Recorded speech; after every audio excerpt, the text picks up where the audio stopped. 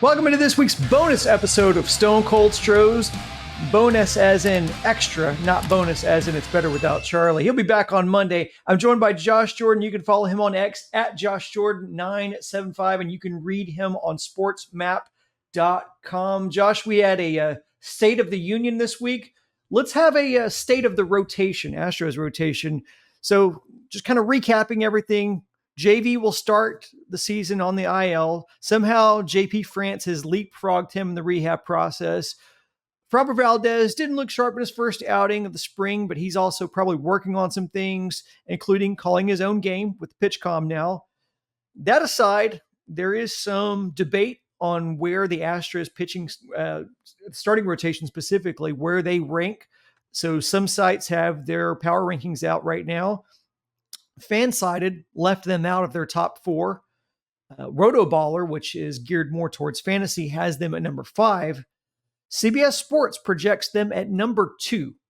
So I think there is some consensus that they have a very good, deep pitching staff. Debatable as to where that lands in the top of the league. Dana Brown has already said they are not in the market for more starting pitching. So they feel like they have enough, which kind of aligns with what we've heard from Jim Crane earlier in spring training.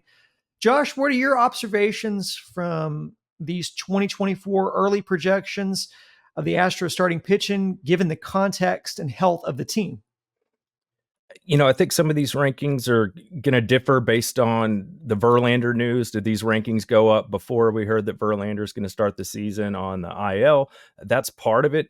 I think with CBS, of course, I like their rankings because they have the Astros ranked the highest. No surprise there. They have them behind the Atlanta Braves. And I mean, that makes sense. Spencer Strider, Max Fried, Charlie Morton, Chris Sale, if he's healthy. Those are a lot of big names right there. We know Uncle Charlie really well, what he can do.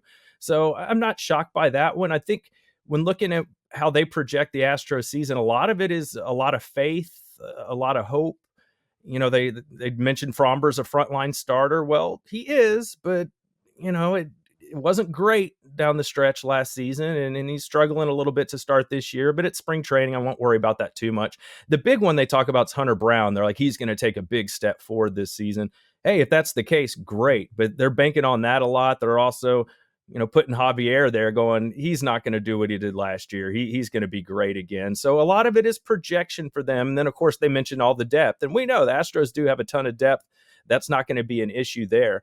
I think the schedule gets interesting, too. We saw how the Astros struggled at home last season. We're going to find out real quickly if that's the case this year. They have 7 straight games at Minute Maid to start the season with the New York Yankees and the Toronto Blue Jays. So we're going to get to see what they look like at home. And I would caution not to get too crazy about how the Astros starters look as far as innings in the first week of the season. I went back and did a little bit of digging from last year. First time through the rotation, nobody went more than 5 innings last year. In fact, Urquidy and Hunter Brown didn't pitch a full 5 innings.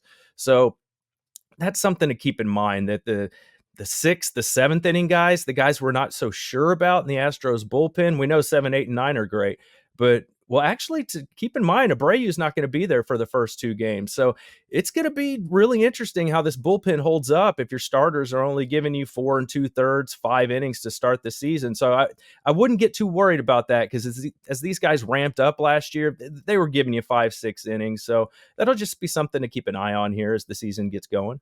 Yeah, bullpen is going to be a big deal. I would not be surprised at all if Rafael Montero gets an opportunity, if not every opportunity, to prove himself. And I would also not be surprised if he has a bounce back season, because I don't think he'll be utilized in as many high leverage innings. That being said, early on when you're down a JV, who knows how Espada is going to utilize the bullpen. Like you said, you know, you're still going to be lengthening guys out. So we'll have to see, you know, what kind of length you're going to be getting from your starting rotation.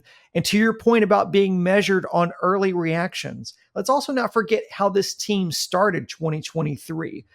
Split a series with the White Sox, lost a series to the Tigers, lost a series to the Twins, then won a series to the Pirates, then lost a series to the Rangers, then swept the Braves and won versus the Rays. So we thought, hey, you know, they've turned it around. Then lost a series to the Phillies, lost a series to the Giants, then lost the series to the Mariners. They were a game under 500 after the first 10 series. They lost or split 7 of the first 10 series of the season and were a game under 500 after that. So it starts out rough sometimes, but that's not necessarily a reflection of how it will end. Obviously, it's a very, very long season. It seems like there's going to be some tough competition right out of the gate.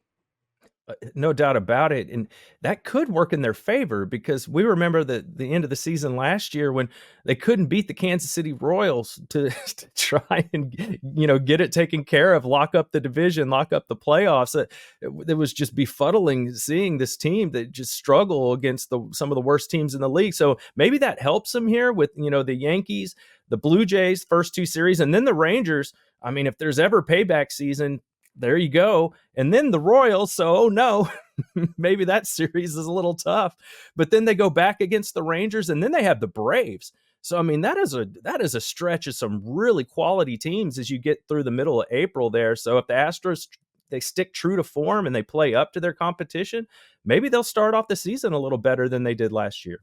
Yeah, and there's going to be a lot of opportunities for guys to earn spots here. And like we said, with JV down early, you're going to see some guys be asked to maybe do some things and step up and eat some innings that they may not otherwise.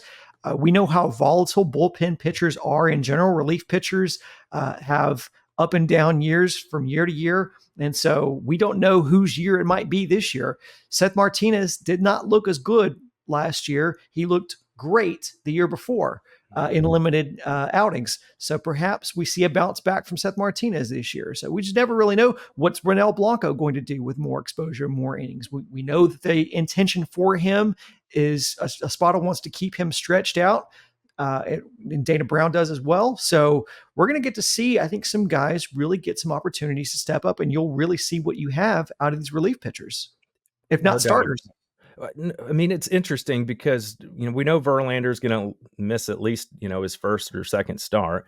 So we're going to see probably Blanco get in here and start a game early in the season. They spoke about how they probably will start with a 6-man rotation because they play so many games in such few days.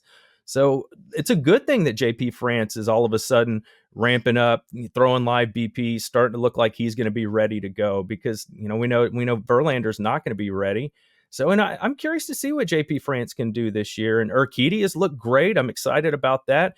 My other thing, and it looks like we'll get it the first game of the season. I want to see what this looks like with Fromber calling his own pitches and, Yainer Diaz taking full control of the starting pitching staff and see, if he's good at blocking balls and his pop time and throwing guys out, because we know guys are running all over Christian Javier. We can't really blame that on Diaz if that continues. It's just, will they get their arms around this thing to where every time Javier walks a guy, it doesn't turn into a leadoff double? That's something you can't have. Then one base hit and you're down a run. So they're going to have to work on that. But I wonder, will Yainer get a real chance to kind of call the game? Fromber talked about it'll be a blend of him and Yainer Diaz calling pitches. I'd like to see Yainer get a chance to call these pitches, frankly, because Fromber had enough struggles last season. Giving him one extra thing that he has to worry about. Oh, now I got to worry about the pitch clock. And they made a bit of an adjustment to the pitch clock with guys on base. And now I'm worried about calling my own pitches and hitting the button here. I hope it works out, but I'm always kind of worried when a guy struggled and we're like, oh yeah, we're going to give you one more responsibility. So that'll be interesting to see. We'll probably get to see it opening day against Garrett Cole and Fromber Valdez. Well, hopefully he with another year, his pacing will be better. And hopefully maybe the use of the pitch comm will give him more focus as he's, settling in. But yeah, I mean, this is a guy who's, had historically had some issues between the ears with being able to control his emotions in big situations.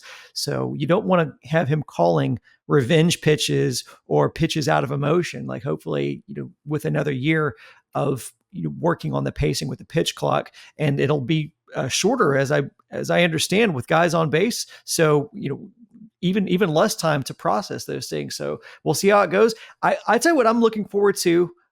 Is it sounds like with this Forrest Whitley setback, that may open the door for Spencer Arrighetti to capture an opportunity.